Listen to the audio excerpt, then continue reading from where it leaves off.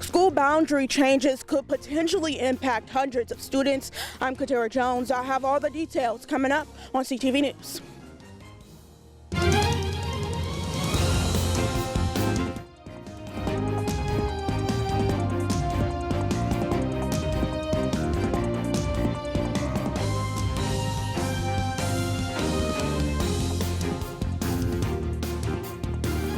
Good evening, I'm Taylor Thomas with the CTV News Update. In exactly 2 weeks, the county school system will host one of 2 public hearings on school boundary changes. CTV News' Katara Jones is outside of an elementary school in Bowie that could be impacted. The county school district is looking to make boundary changes to several schools. The recommendation will be to consolidate 6 schools, including Pointer Ridge Elementary right here in Bowie. School officials say the changes would address the growing concern of overcrowding. Now, 2 public hearings on this issue is set for October 20th and the 25th. The Board of Education will have to approve the school district's recommendation before any changes are made. Katara Jones, CTV News. For more information on the upcoming hearing, visit the website right there on your screen.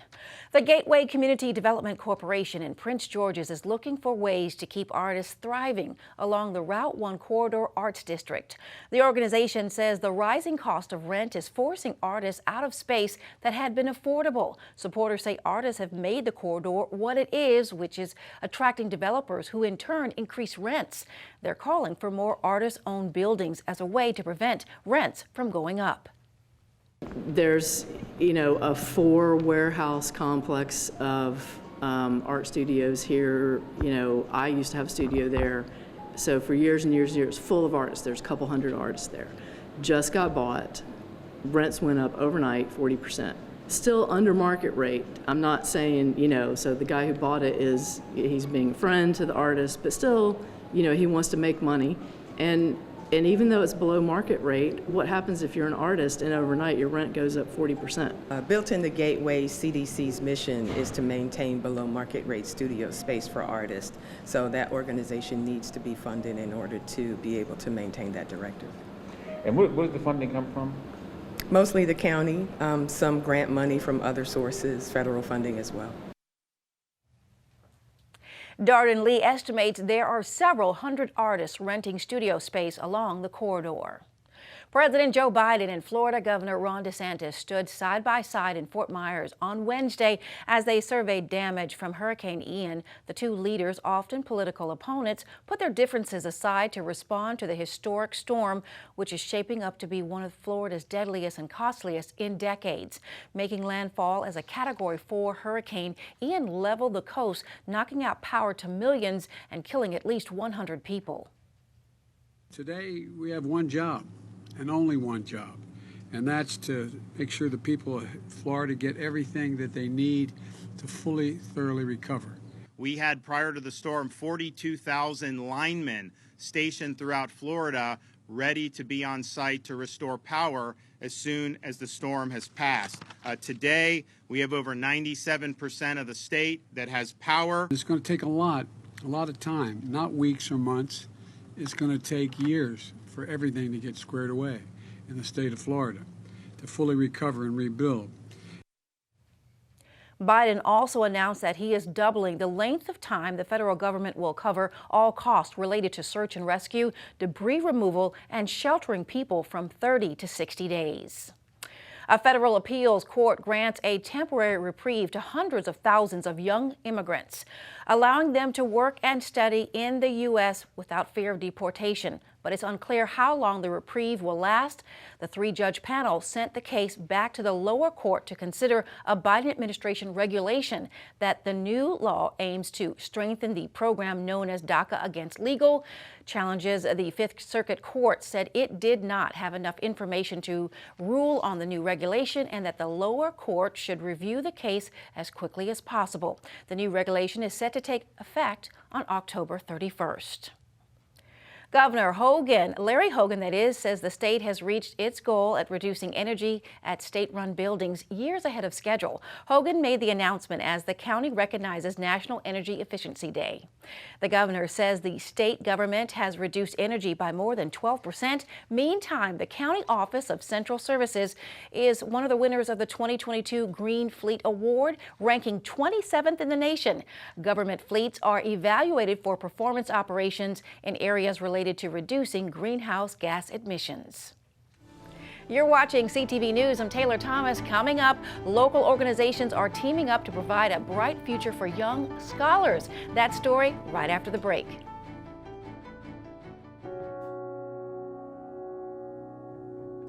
Do you remember our first group photo? This is it.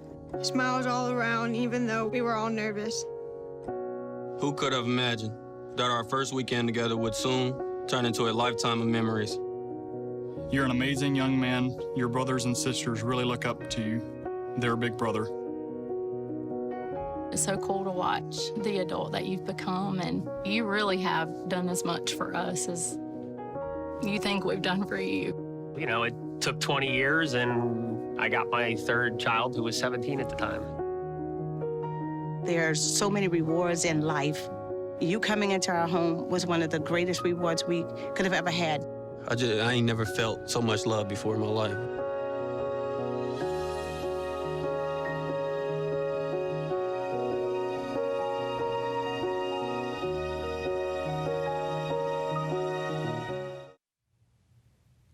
Good evening and welcome back. After nearly 2 months of searching, police arrest 33-year-old Stephon Jones in connection with the shooting of 20-year-old Darian Herring at the Mall of Prince George's food court. Jones is charged with first and second-degree murder. Now, you may recall on August the 18th, police were called to the mall for a report of a shooting.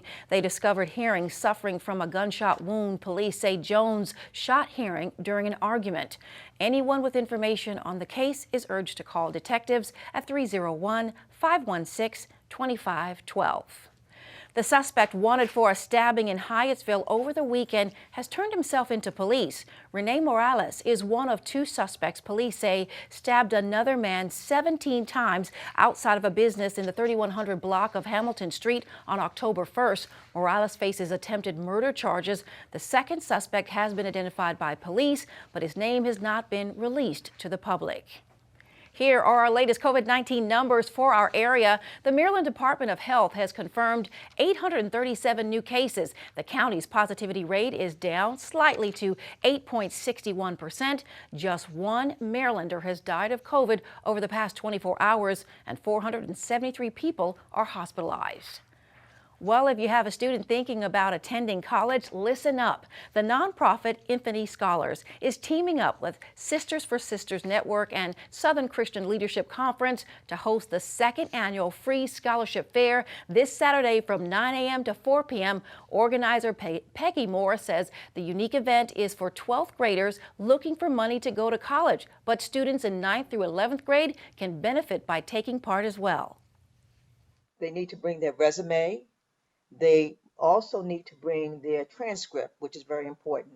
And if they can bring a letter of recommendation, is a plus. We're getting calls now. Parents are saying, well, my student is in the 10th grade, or my child is in the 11th grade. Should they attend? And I think that is the best time to get our young people in so that they can see what opportunities, what schools are offering money. They get the opportunity to find out what they need. The Free Scholarship Fair will take place on Saturday at First Baptist Church of Highland Park in Landover. Now, for more information, go to infinityscholar.org. Applications are open for broadband access in rural areas. The state is offering $95 million in grants to expand high-speed internet across and through Connection Maryland, an initiative to address the digital divide. The money will go to local jurisdictions and internet providers to help construct new broadband networks for underserved households. Now, for more information on the grant, visit the website right there on your screen. A Baltimore high school graduate wins one of the world's most coveted awards. John Closcher recently won the Nobel Prize in Physics. Closcher won the award with his partners Alain Aspect of France and Anton Zeilinger of Austria. The trio's project dealt with quantum mechanics. Closcher graduated from Baltimore's Polytech Institute back in 1960. Still ahead, NFL college and football action galore with CTV's Laurencia Moten. Back in a moment.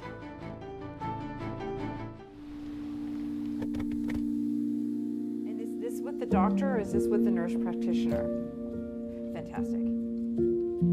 Dad, lunch. Got some soup for you. You are loved. Oh, you. Look at those freckles. This was very much. You are valued.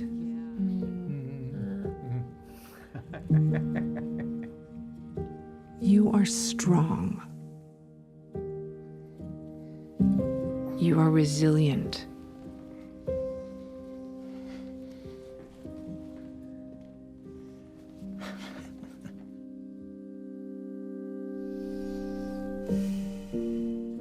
You got this. You're there for them. We're here for you. Find free care guides to support you and your loved one at aarp.org/caregiving.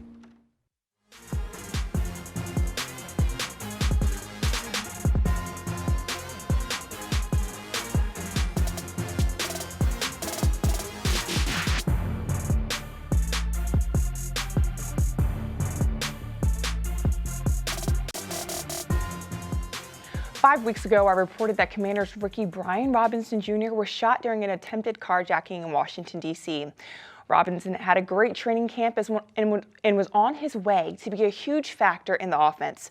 Now, although things did not go immediately as expected, there is still light at the end of the tunnel because yesterday he took part in his first team practice since the incident, and this is what he had to say. It was beautiful, just getting back on the field, having fun.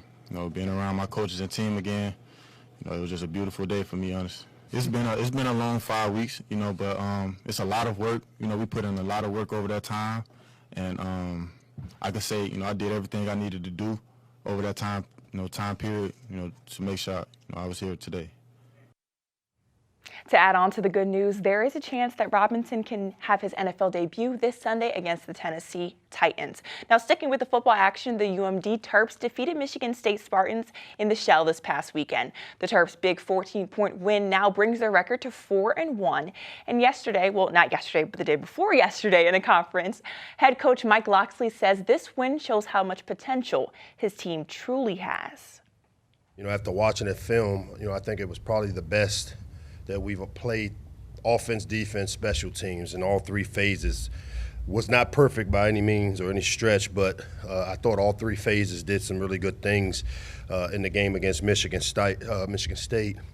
But what excites me most is that we still have so much more room to grow as a team. And, anytime you can come in and make corrections and show where we left a lot of meat on the bone, per se, when it comes to our execution in all three phases, it's definitely great to be able to grow from those things with a win.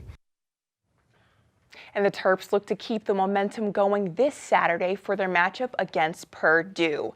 Now, Taylor, both of your teams did well. Yes! So how excited are you for this weekend? I am looking forward to it. And by the way, I'm so happy to hear Robinson's back on the field. So I can't wait to watch that game. As am I, yes.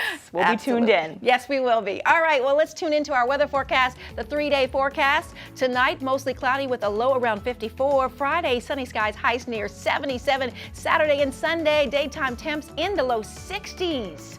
And now for our community calendar. Prince George's County is looking for volunteers to join several boards and commissions. They're currently opening for the Art in Public Places panel, Maryland National Capital Parks and Planning Commission, the Historic Preservation Commission, and many more. Email your letter of interest along with a resume to the address listed on your screen by tomorrow, October 7th. For more information, go to princegeorgescountymd.gov. And that's a wrap-up of our CTV News. Join us again tomorrow at 4:30. Good night.